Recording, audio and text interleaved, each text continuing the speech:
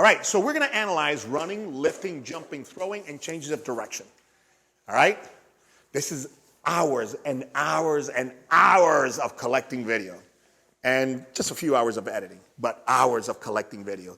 It's amazing. I'm telling you, to do an hour presentation, I'm looking at least 15 to 20 hours of research. And everything, because you're looking for a picture, and all of a sudden you don't understand, and you go, let me see if there was a study on it, or let me see if there's an article on it. Let me see somebody else's point of view. Maybe I'm missing something. And that throws you into one reference, and you go, ooh, I don't need it now, but I'm going to need it, I think I'm going to need it in 6 months, and then you save it, and you think you're wasting time. You're not. You're not. When you go into these tangents, you're not wasting time. All of a sudden you end up saving 6 articles of something that you're going to need 8 months from now, and you have this intuitive thing. It's like, you're on the page now, just save it. You're not deviating from nothing because it's all part of your work. It's all part of your evolution. Save it, save it, save it. You spend up half an hour saving research that's not even related to the topic that you're doing now. Do it. Take the time. Take the time. It's normal. It's what you need to do. So we're going to do, and the things, some of these videos are not new. The jumping video that you're going to see is not new. The jumping video that you're going to see is, I think it's like 7 years old. Some of the new stuff I have, but some of the stuff that you're going to see here is 7 years old. I just saw new stuff in it about 2 years ago. And I have seen the videos maybe 60 times, 50 times in presentations over the last 7 years. And 2 years ago is when I started looking at it. It's like, wait a minute. So if you think you're going to see everything the first time, think again. It'll take you sometimes 50 times looking at it, reading it, or hearing it until your mind and your eyes are ready to absorb it. Because you'll see it and you won't see the same thing. All right, so what's the top exercise for runners? Outside of running. Squatting. Everybody's like, got to squat, got to do lunges, got to squat, got to do it. And I'm not saying no. I'm not saying you don't do that, okay? But everybody need flexibility in the ankles. Because you've rolled the ankles, that's lack of flexibility, okay? And you hear all this. Oh, got hamstring problems, got to stretch because you got tight hamstrings. So listen to all of the stuff that you hear, and now forget about all that and look at this video and tell me what you see. Elbows at 90. You know, we teach elbows at 90, right? Track, toes up, knee up. All the stuff we learn in track, man. Okay? Tell me if you find it here. We're going to look at it. We'll look at it twice if we need to. So notice that the arms, you know, they're not locked in at 90. And when they're down at the pocket, they open and they go close and open, close and open. Not on all of them, and each one of them runs differently. Some open one up more than the other. Look at the knees caving in and out. Now, why is the knee caving in and out? And everybody, I heard Michael Johnson evaluate Usain Bolt's run. Okay, there's green. Is that green? Yeah.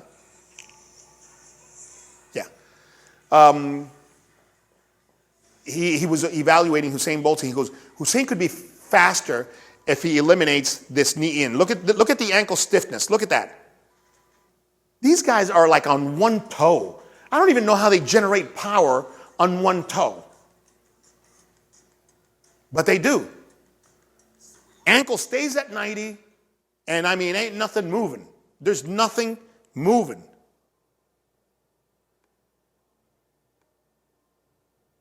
There it is. Insane. I mean, that's their first step off the block, man. That's the giddy up step. That's the first time you're on the ground. And look at this. And look at the other foot, 90 degrees. How much ankle flexibility do they need? As a matter of fact, flexibility would kill their force production. Look at the knee, coming in, out. Why? Why would that knee come in? On all of them. What are they trying to do? What do you think?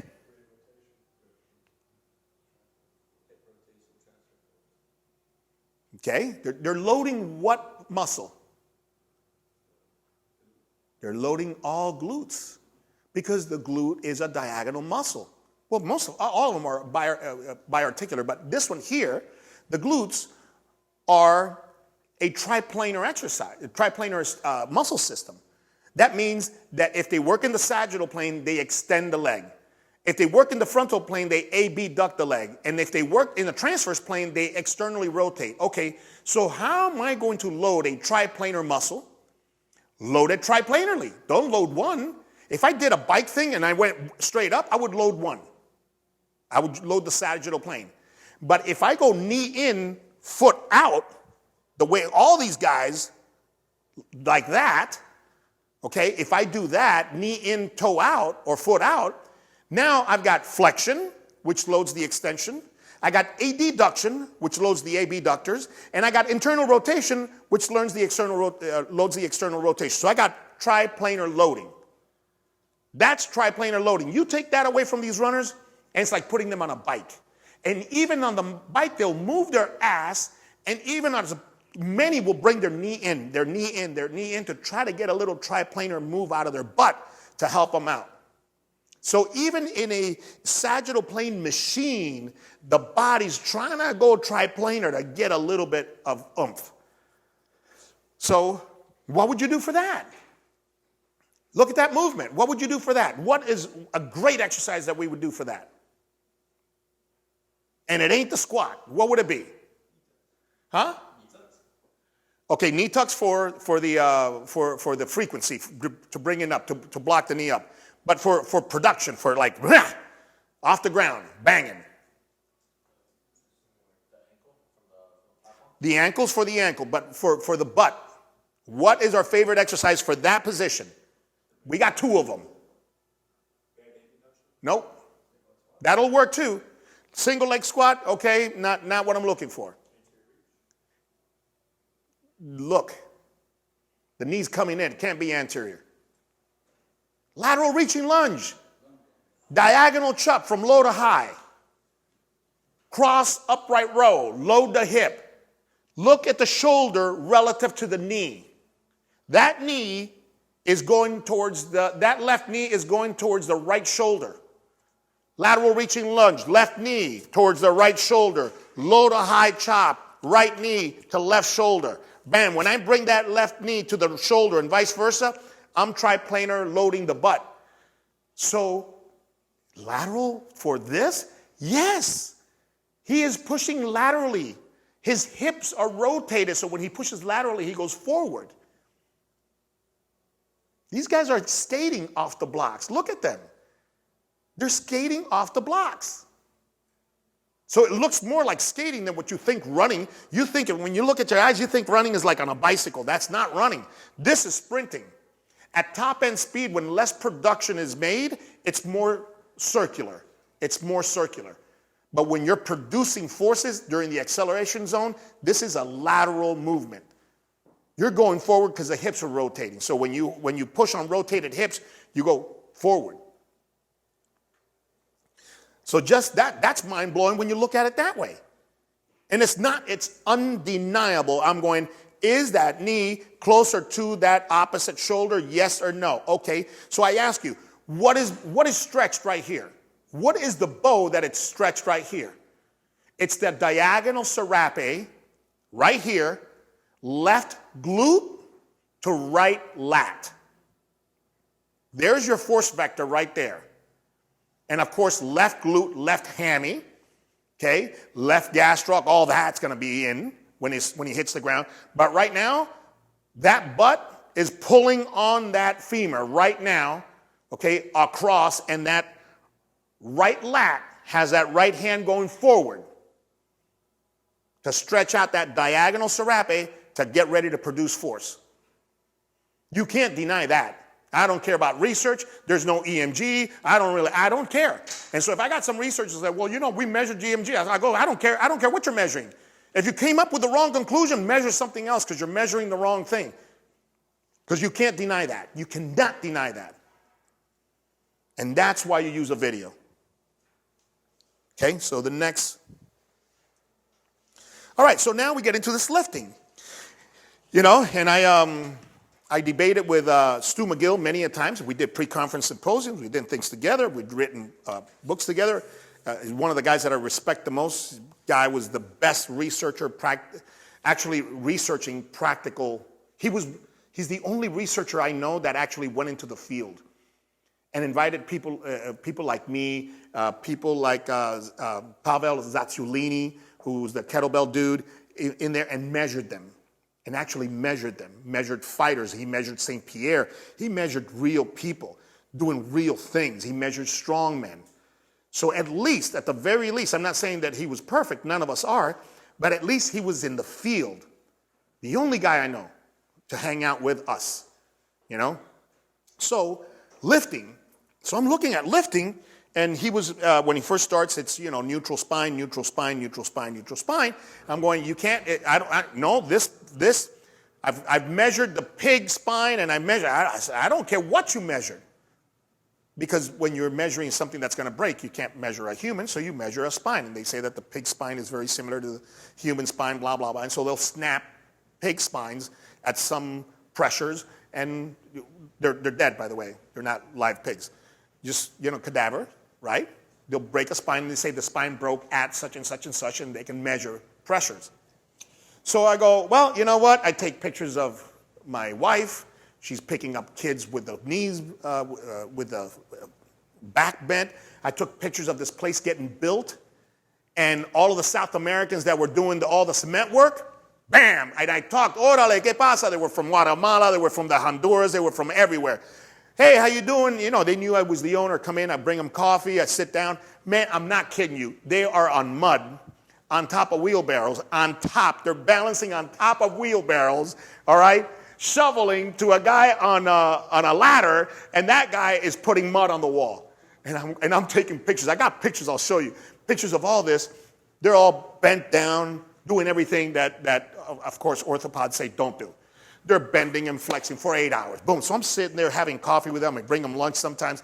And I'm sitting there. It's like, hey, man, how's your back? He goes, no, I'm good. Back.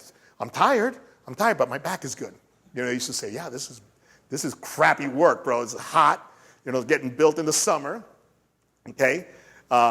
So, you know, it's like, no back problems.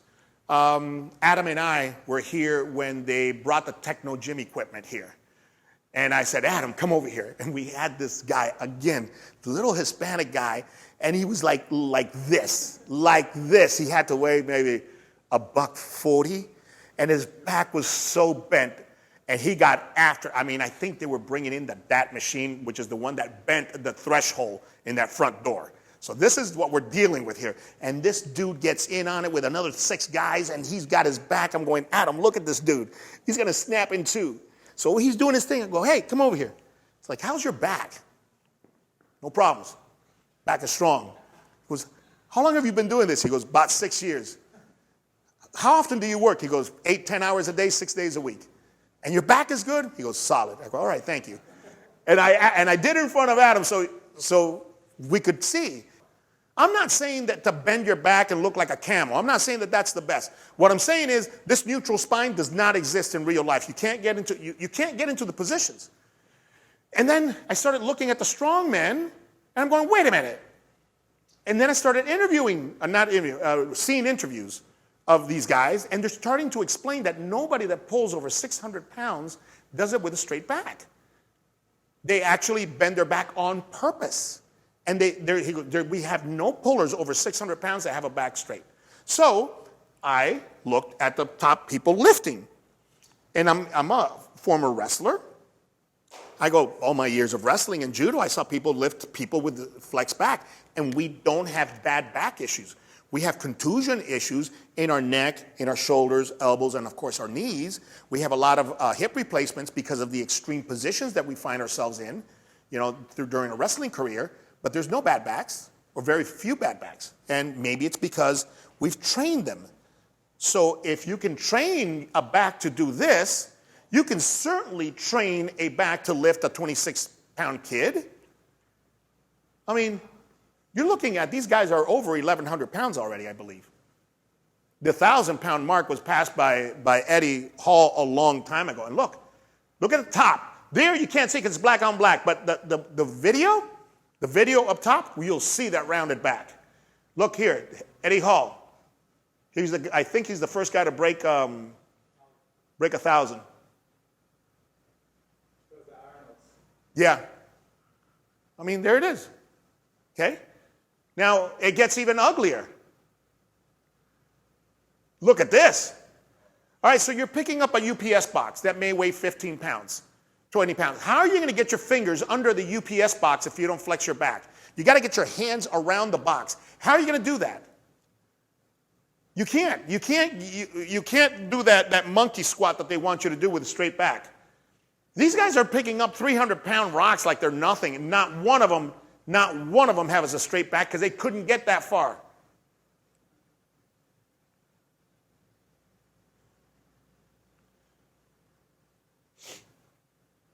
Now, of course, the force vector there is a little different. There's a lot of hip, but you can't say that the thoracic is seeing no moment arm.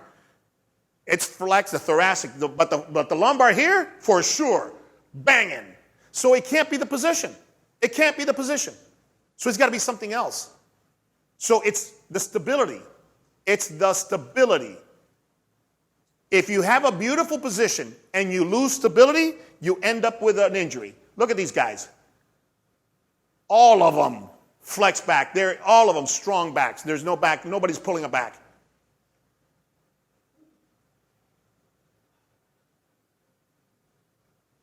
Again, it's a little different moment arm, and they're not in that huge flex position, but there's some that are in that flex position. I'll show you. Right there. That initial pickup was all that was that right there.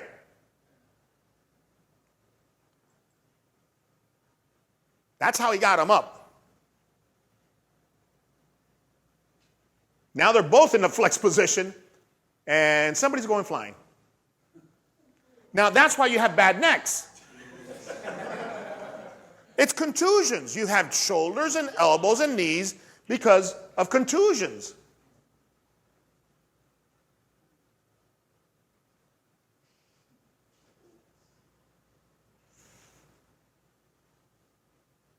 That's a lift from the bottom.